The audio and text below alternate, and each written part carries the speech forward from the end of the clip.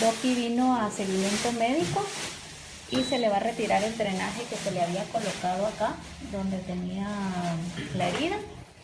Y lo que tiene también es que ahorita tiene, aquí si ven, no se ve mucho, pero todo esto es aire que está reteniendo, que se le metió por la herida. Nos indican los doctores que eso no ocasiona ninguna infección, sin embargo, por todo esto que se hunde de aire que tiene, no se puede operar todavía.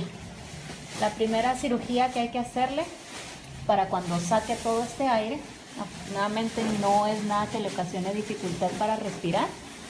Cuando saque todo ese aire hay que operarle la rodilla porque se rompieron todos sus ligamentos, y después que se recupere de eso se procuraría ver una ostectomía capitular porque tiene luxación de fémur y tiene fractura de pelvis, lo cual tendrá que reponerse con puro reposo.